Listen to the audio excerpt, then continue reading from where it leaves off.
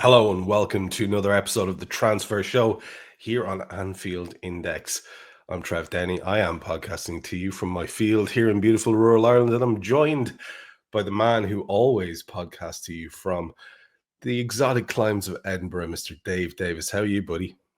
Do you know what? You say that, but it's actually like the sun's gone in, but it's hot. You know when you get that like jungle heat, when it's just cloudy and overcast and humid? It's kind of gross like that. And that might even be Michael Edwards on the line for us. Who knows with an update? But I just wanted to, we've got breaking news. It is interesting at the moment to find yourself living in the middle of the country in a field in Ireland and needing a fan at night. That's where we are. But people aren't interested in our levels of discomfort. They are interested in how uncomfortable we're making John Henry and his wallet.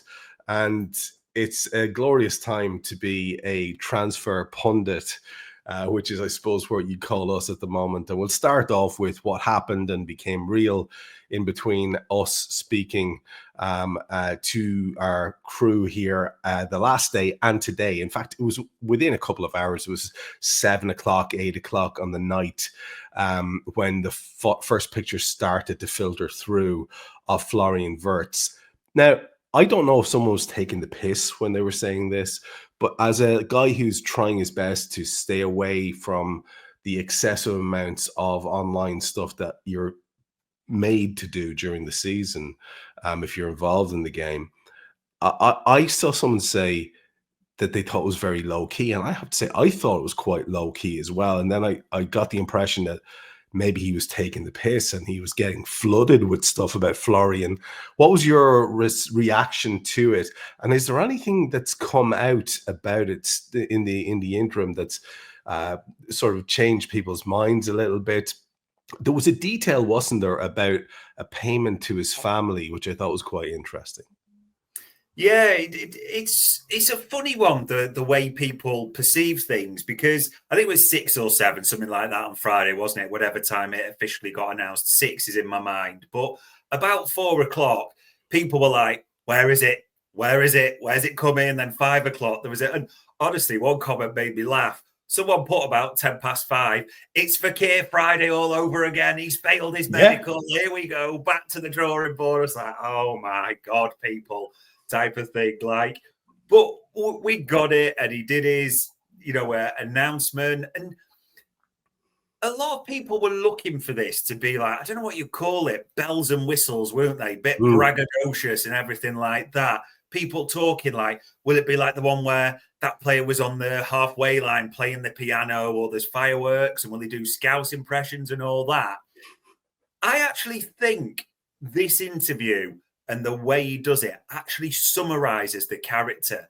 This is a guy who isn't braggadocious. He's just got that elite mentality and that focus. It was almost like the German version of Mo Salah for me, talking in the interview, saying, no, I want to win it all. I wanted to go to a top 3 team, as he said, in the world, and Liverpool was available. Yes, I had other offers, but Arne Slot convinced me because of where I fit in. Not the most riveting sort of spectacle or interview in that regard, but hitting all the right notes. And I find this funny, Trev, because other people was, it should have been more dramatic.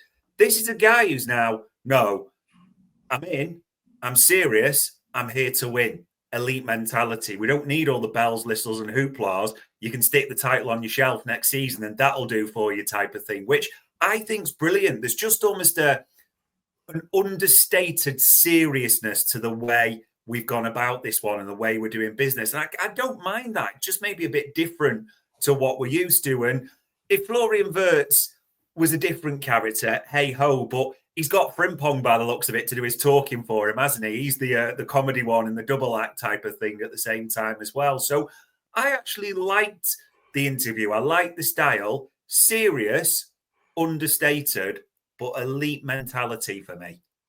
I heard you say to David Lynch on your show this morning that, we shouldn't sleep on this either. That's why I wanted to bring it up and absolutely acknowledge it, because we spend the majority of our shows talking about things we'd like to happen. And when something as bloody fantastic as this does materialize, it's so it's kind of scary to see how quickly people just move on to give me the next thing. So it is important to take a breather and say, wow, we have ourselves a fantastic footballer. From a personal point of view, I will say there's one thing that, the mawkish sentimentality of previous interviews over the years. Like, tell us why you chose Liverpool. Why is Liverpool your favorite place? That always just stuck in my craw. It's so needy. And I thought there was a sort of I think Gibbo wrote an article about where he focused on the idea of how there's a bit of a glint in this lad's eye. The idea you were talking about, that he wants to be a winner. And I don't care if nothing else happens. We've added Florian Wirtz to our squad. We are already better than we were last year, which makes us, and I hate to do it to you out there, makes us favorites for the title. Live with it, wear it, embrace it. We have a very, very big signing that every club in the world would want. He came to us. This is mighty stuff. Now, the kickoff from that, of course, is that there will be sort of knock-on effect. And, if you are going to outlay money, you must take money in. And interestingly, the club who we gave a lot of money to have given us some back in the form of another deal that's been done since we last spoke. This time outgoing, this time Jarell Quansah. I've heard you talk about this guy as well, and I think an awful lot of people were of the opinion that he was someone we didn't want to let go of.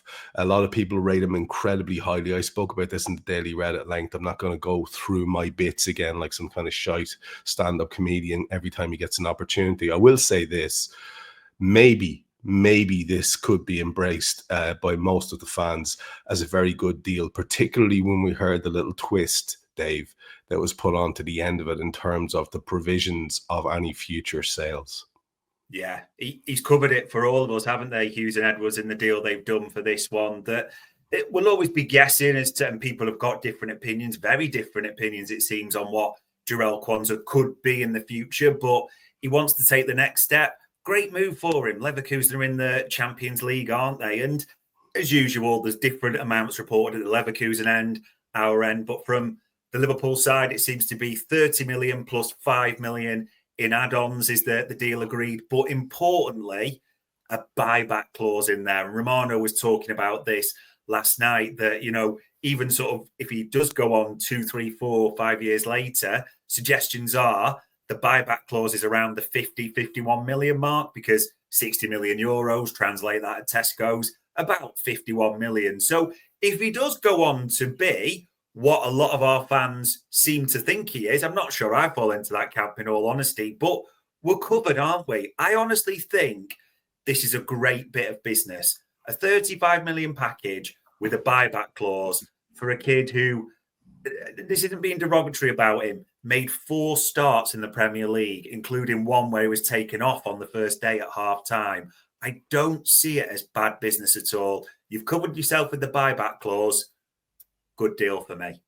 Yeah, I think that little buyback thing just made everybody smile in terms of, as you say, the key word there is cover. In case of any future embarrassment by Jarell Quansah turning into the greatest centre-half in the world, well, we're covered. And, like you, I think he has the potential, but I wasn't as high on that potential as a lot of people. So for me, this represents great business. And obviously, we're going to get on to how we're going to address the gap in our defense now, because there's more than one want away there.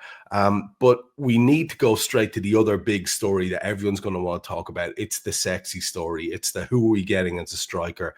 It is, of course, based on outgoings. Now, if we can ask people to be patient, and we'll talk about some of those outgoings later on in the last section of the show rather than the Liverpool section, because they involve other clubs. And not only did they involve other clubs, but one of them, who some of our outgoings may be headed towards, also involve a potential coming back the other way. So it makes sense to wait there on that.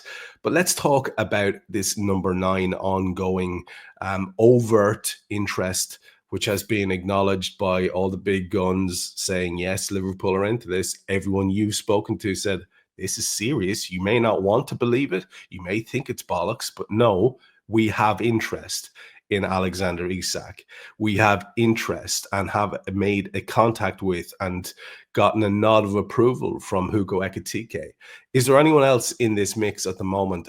I saw some Julian Alvarez gossip today. You and I were talking about it, but it felt to me like a story out of time, actually. I don't know if it was just, sort of reinvigorated by someone who was looking for a bit of copy on a Monday morning. Yeah, we read that story, didn't we? It almost felt like the guy writing it was just short a paragraph in the Atletico Liverpool link and thought, how can Julian Alvarez, that's it, that's an old, well, there you go, there's my copy journo editor Jordan type of thing. It felt a bit like that. I mean, we've been clear across this all summer. Is Alexander Isak Liverpool's top striker target? Yes, that's still what we're getting told. They still think there's a chance, like the Jim Carrey meme. Do we think it's realistic? Do we think it's probable? Absolutely not. But we always say with this show, we tell you what we get. That's the job. That's how we see it, and you take what you want from it there. I do think this will ultimately not happen. The only thing that I'm finding interesting more than anything, Trev, is if you look at the timeline in the last few weeks, it's always been Newcastle. Not any price, forget it, not a chance, not interested. Yet the Geordie patch journos in the last week or so, which is on the screen, have just changed that a little bit to say, well, it'd have to be 150 million to at least get to the table. And maybe it's not the biggest change in the world, but it's the fact they're talking about a price, which is usually, as we know, where the games start ultimately. So still don't think it's realistic, but it's just an interesting tweak in the story to mention. So again, don't expect it, but see if anything unfolds with that one. I mean, this keeps coming up, and we've said again, time and time again, that Hugo Ekitike wants to come to Liverpool. Hugo Ekitike is prepared to wait for Liverpool to almost say, yes, we want you, or sorry, we've moved on, and then he will do the same. And even that from Fabrizio Romano, literally a couple of days ago, that still in active contact, nothing's advanced, still could be possible, as we've said, to drop the price. It's still possible. So it does feel like the same names that are coming up. And as me and you always say, it's not about bragging, but we've said this for 5-6 weeks in a row now, and people are like, yeah, I'm not sure. Well, all the journos are saying the same stuff, so I don't really know what more you want us to tell you in that regard. And the other thing we've mentioned as well is striker-wise, we'll talk about another one, but Diogo Jota as well. There's still a collection of clubs that have got interest in Diogo Jota. The big thing to say is he's not their first choice. He's a bit like the Ekitike for Liverpool in that sense. And you understand that as well, don't you? Because you look at Diogo Jota's injury record and, well, we can all see what we can see there. So he was bound to be down the list of a few. But if they don't get their top targets, if things don't materialise how they want, an experienced Premier League striker could well be on the list and jump to the top of it for a lot of those clubs. But Liverpool are expecting, if it is for Jota, later in the window when other sides have probably tried and failed for first choices and they ran back to it, a bit like would happen with Ekitike if it does unfold. So, yeah, it sounds a similar beat, but that is what we're getting. We're double checking it. There's the information, people. Just three things, Shahid, the man you mentioned, we will be speaking about later on, as Dave has alluded to. So you can be aware that that's coming up. Dave, on the Isak thing, when you say you feel it's unlikely, and then you went on to talk about how, well, Newcastle are actually starting to talk about money now, which makes it quite real, as opposed to like sneering. Do you feel it's unlikely because it will get to a fee where we just go, oh, look, that's just too much, and the club won't be willing to do it? Is that where, because we have been told, haven't we, that there is a distinct interest on the part of the player in coming to Liverpool? Yeah. So I wonder, is that your where you think it'll fall down ultimately if it does? Yeah, I do think that the total price. I mean, I have to be honest, he's got a great goals record from last season. but there are a few question marks against his injury record. And personal opinion, if you are spending the 130 million probably plus it's going to take to get him, I think we both said this, I would rather Julian Alvarez. I am not convinced that Alexander Isak, even if you can get him for 130, 140 million, whatever it's going to take, represents good value. And you are gambling a fair bit on his injury record there as well. So his age comes into it as well. He's probably at the peak as he's about to be 26, isn't he? So next year he'll be 27. I keep hearing people say, we wait a year. Would Liverpool wait a year for a 27-year-old striker? No. I'm not too sure or remotely convinced about that. So it does feel like now or never. And I could be wrong on this. He's Liverpool's top target, and we've got shrewd people negotiating. But just for all those reasons, and also the fact I think there'll come a point where Liverpool want to move on. They'll kind of put a deadline to want to get a number 9 in and embed or an alternate forward. So I just can't see it happening for all those reasons. Last thing then, just on the points that you've made, I wanted to ask you about was the Jota story. The tweet that I forwarded to you, I'm not sure how spurious that source is. Regardless, there was a number involved. And it was a number which I'd heard previously as well. And again, these things can just sort of grow legs, and then all of a sudden they're the accepted wisdom, or the received wisdom at least. What do you think would represent a decent price for Liverpool for Diogo Jota? Because if I'm being honest, it's somewhere in the ballpark of the thing that we had seen today, where a lot of people will wince. But I think if you were getting somewhere between 35 and 40 million for Diogo Jota, I'm sorry, but I think that represents very good business for a lad who can sometimes look as if he's made out of crisps. Yeah, it's for all the great bits that Diogo Jota's done, and even like last season, his goal against Everton, you remember that. At times, he looks like a competition winner, if you're honest. He's injured a lot. It's really not been a good season. And I just think when you start to stack the facts of his lack of goals, his injury record, not just this season, but going back as well, 28 years old, Trev, 2 years left on his deal. I honestly think 40 million or a little bit north of that doesn't represent bad value at all, in all honesty, for me. I really think that. And I don't know if it'll happen because we'll have to see what develops. But there's a bit of me would love to see that put on the table to the powers that be. And do they back themselves to we can get an alternative for that. We can ship him out. We can get a younger player in. I just have a suspicion they do business on just north of 40 million. Yeah. Seems good to me. I think it would represent really good deal for the club. And again, we say these things, don't we, Dave? And you can get sort of metaphorically two-footed in the comment sections and by people who think you're talking about moving chess pieces around. We've imprinted on these players, look, just like anybody else. He seems like a great lad. I don't want to see him leave, but we do seem to be approaching this very cynical period where we're overhauling the squad. So that's all we're talking about in that regard. The next story that we want to look at is one that's been very, very prominent in news. And if Jarell Quansah has gone out, then obviously we have to address that. I've heard you talk about how you wouldn't mind going into next season with a foursome of Van Dijk and Konate and Joe Gomez and Mark Guehi, who's hugely linked to the club. There's obviously something there in a very strong way.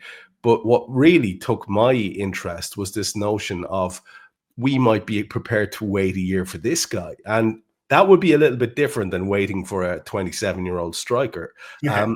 What's the latest on us, Palace, Guehi? I know they've been looking at a guy by way of replacement, haven't they? Or at least in the same position. Yeah, I don't think there's any surprise that Liverpool are looking at Mark Guehi, aren't they, as a serious option. Would suit the homegrown quota. England international, experienced leader, seen to be a great character. From just delving into all this and speaking to people even today in the last few hours, it does all seem like one big game between Liverpool and Steve Parish and Crystal Palace, that everyone's putting stories out from sides, aren't they? That he's prepared to wait on a free, but he's only got 12 months, he won't renew and all that. It's all just the suggestions are part of a game that ultimately Crystal Palace they're not that club. They don't want to let him go on a free. Ultimately, they're a club that could do with those funds coming in, couldn't they? But at the same time, want to negotiate the top price.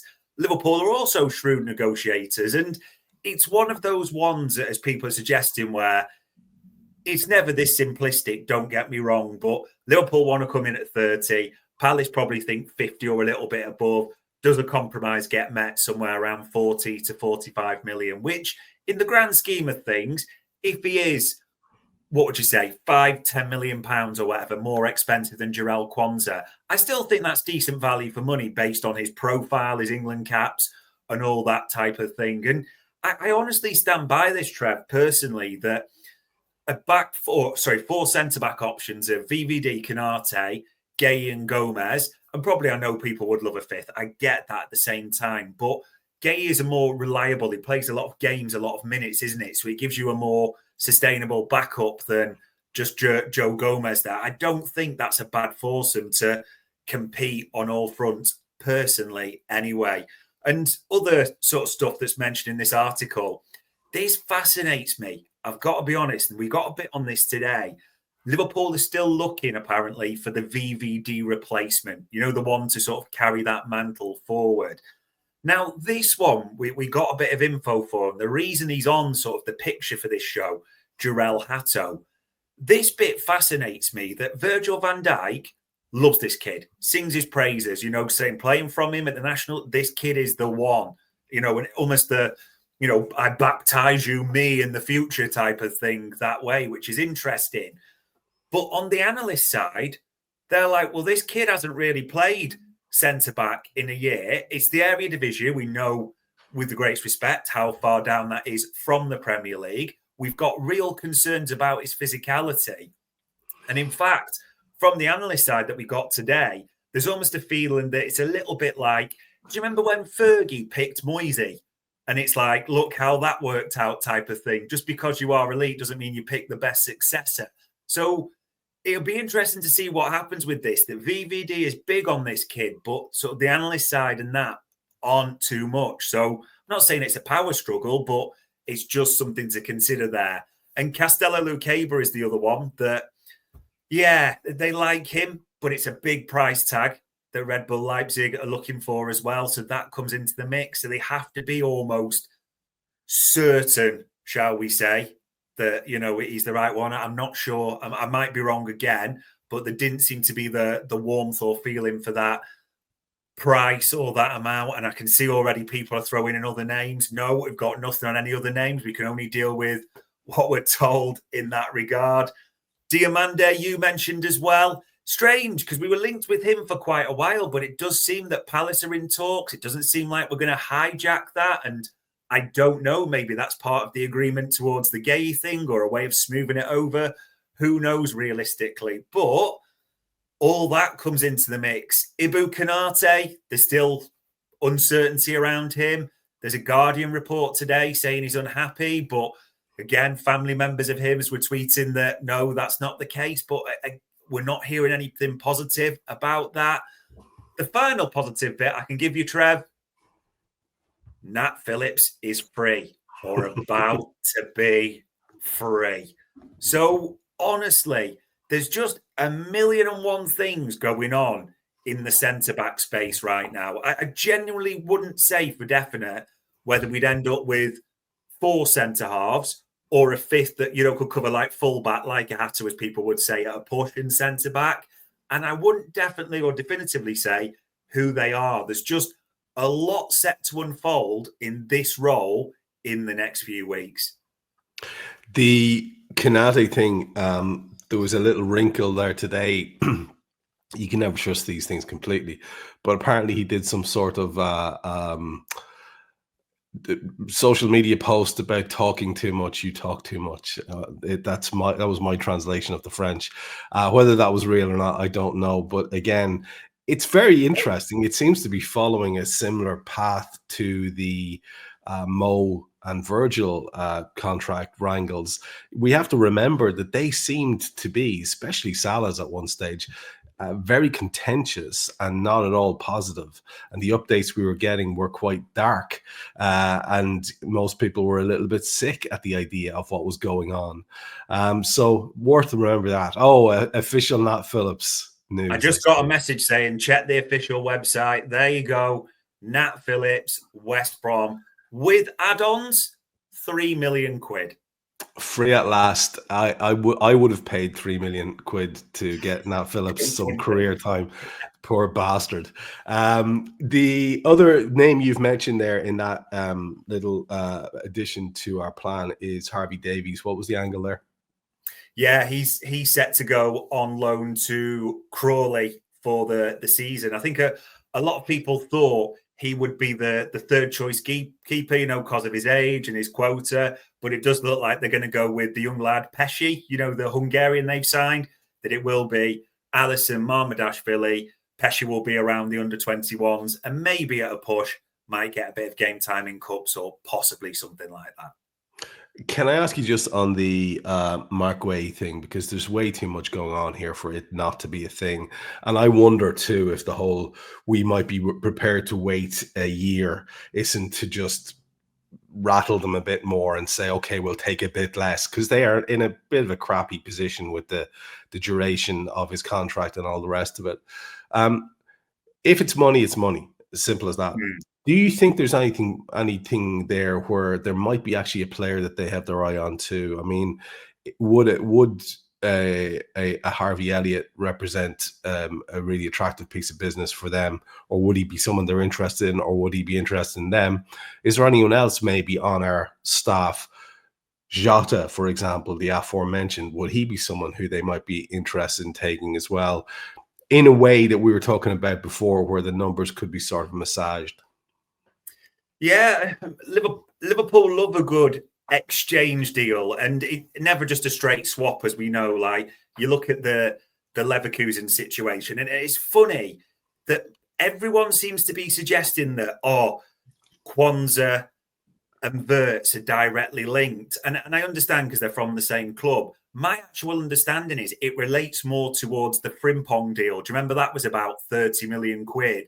That actually there's almost an understanding between Liverpool and Leverkusen that no money will exchange hands on that deal. The Frimpong and Quansah is like, you give us one, we give you one type of thing. So Liverpool are not amidst that. And again, you look at certain things. Palace have got an interest in Harvey Elliott. Palace had a bid for Ben Doak, didn't they? Do you remember rejected it in January? So that comes into the mix. And Eze is liked by a lot of clubs, Spurs especially. So it is all possible, but I'm lying if I said I've got anything on that. I do just think this whole Gay Palace Liverpool thing is about posturing and getting the right price more than anything. If you ask me to bet right now, I suspect Mark Gay ends up a Liverpool player around 40 million-ish or so.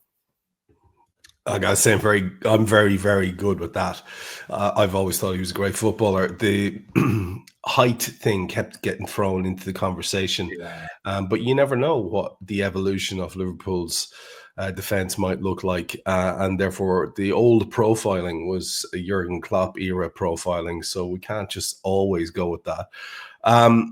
There will be more changes, it would appear, in the defense. We've already lost our world-class right back, and it looks like we could be about to lose our one-time world-class left back in Andy Robertson, and we have a hopeful wannabe world-class left back about to arrive. So there's lots going on here. The Robbo to Atletico stuff rumbles away in the background.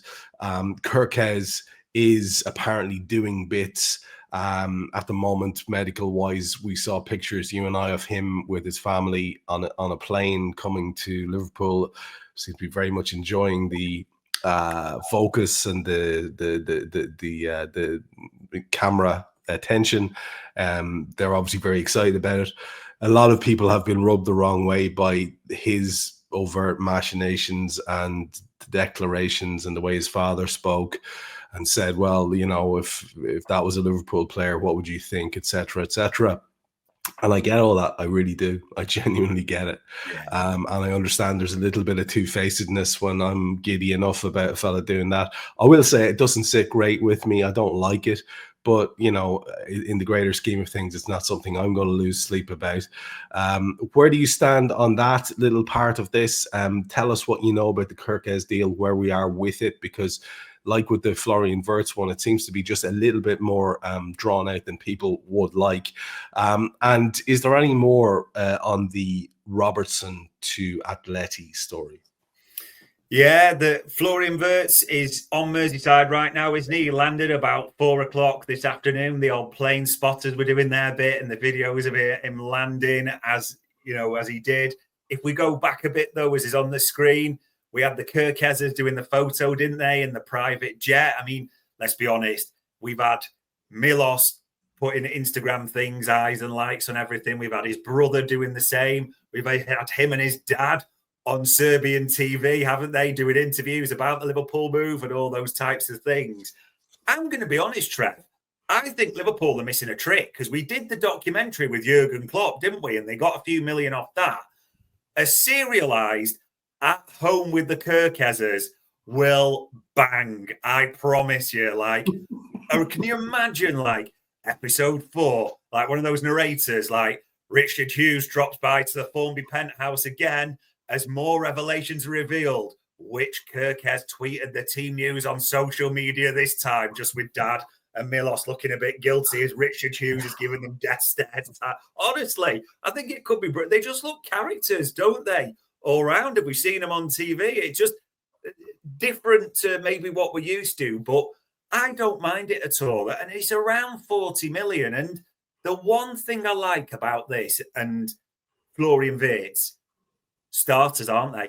Don't care what anyone says. Florian Wirtz straight in the starting 11. For me, Milos Kerkez straight in the starting 11. And that's not to be derogatory to Robbo, a Liverpool legend, but we talked about this. I don't think that would surprise anyone.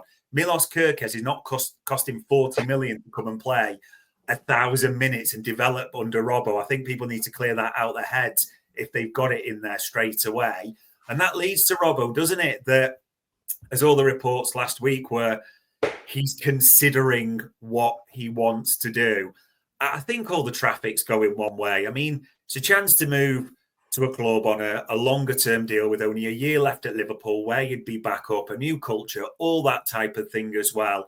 I just think it's a great move, and all the noises are that he's open and receptive to it. And when Kerkez gets announced, I'm not saying that means they'll happen concurrently, but I suspect in the next week or so, we get the announcement that Robbo's decided to move on. And the other thing to remember, as people have talked about, Atletico won't hold on forever, will they? They'll also put a timescale on this, won't they? To say, well, you don't just wait till the end of August, for instance.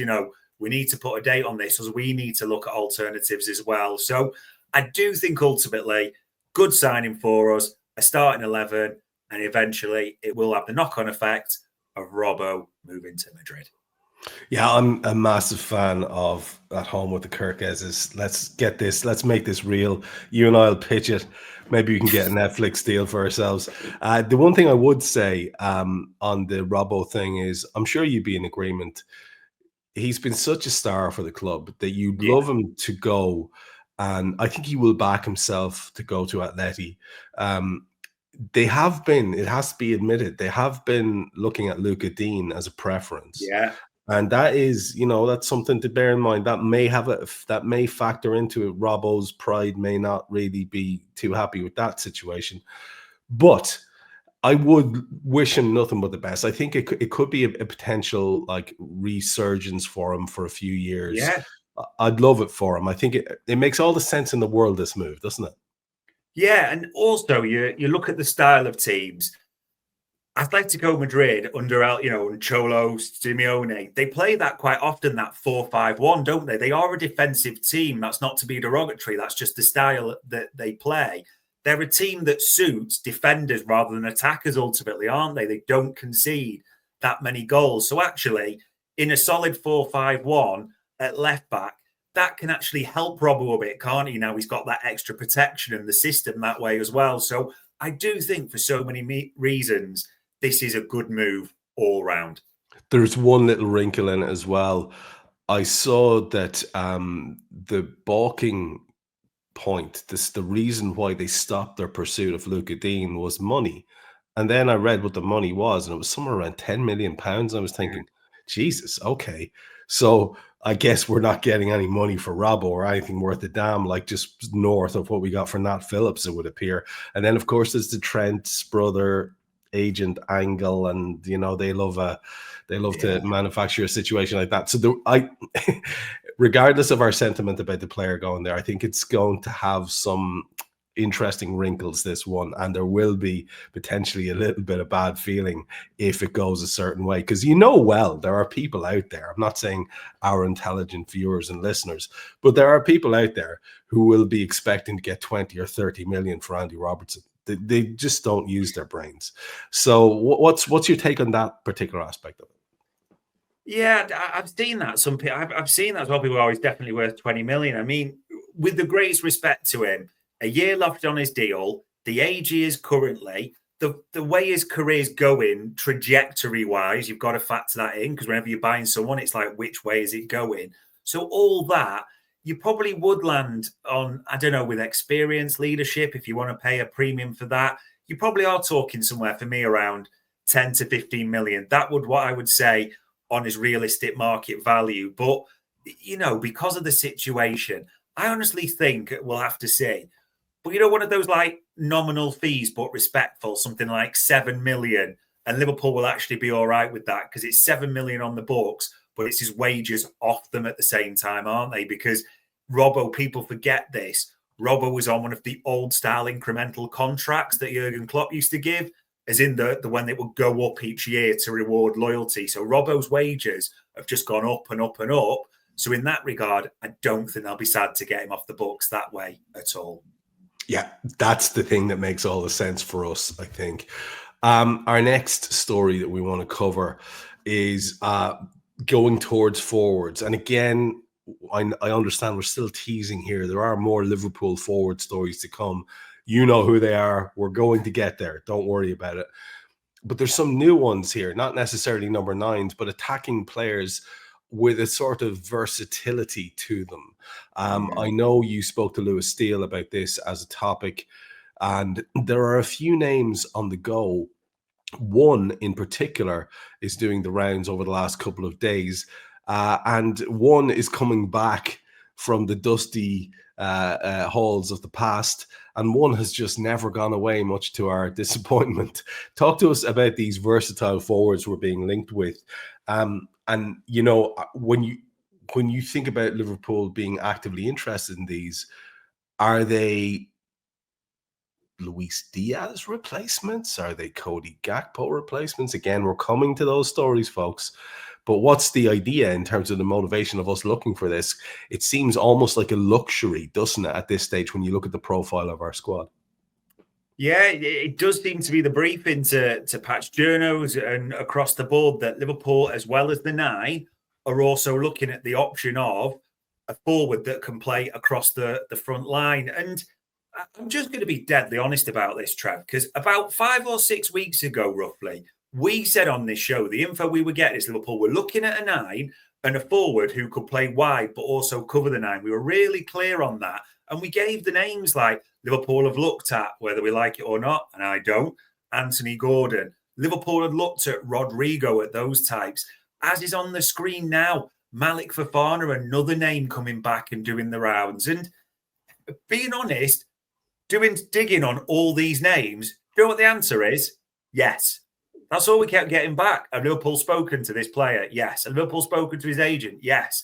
Liverpool are just lining up almost, I would say ducks in a row, but like contingencies and all these options to then decide where they're going to pull the trigger on. And I think you're right to mention the other part. I do think it will be linked to if or when they can do the outgoings of certain players as well. And that will define maybe who does ultimately get moved for it as well. But Liverpool are genuinely speaking to a number of agents and players. I don't really think we could have spelt that out more clearly. I mean, we even said on the Friday, wasn't it, the last show, they've been in in-depth conversations with USG, which is the agency for both Gay and Anthony Gordon, about both those players. So it generally would not surprise me at all if both of those ended up at Anfield next season. Would it surprise me if alternatively it is a Malik Fofana? No. Liverpool are looking at all different players. That's why it's just so hard. This is just so different to other summers where we kind of knew like 3 or 4 and it's going to be one of these and we're not going to change from that list. In the most exciting way for us, it's as hard as ever to predict. But long story short, are Liverpool looking at versatile forwards that can play across the front lines, we said before? Yes. Plates are spinning. Plates are spinning all across the country, all across the continent. The Reds are really, really interested in doing business. That's what you need to know. And as you say, it will all depend on what pieces need to be replaced, who can be sold and at what price and all the rest of it. And we all have our opinions on all the different players. I see them very strongly expressed in the chat, and fair play. But, according as anything becomes real, we will hopefully be the first to talk to you about it. Not that you listen. Nobody listens to us, Dave. As you said, we keep saying these things and people are popping up as if it's news 5 or 6 weeks later. But anyway,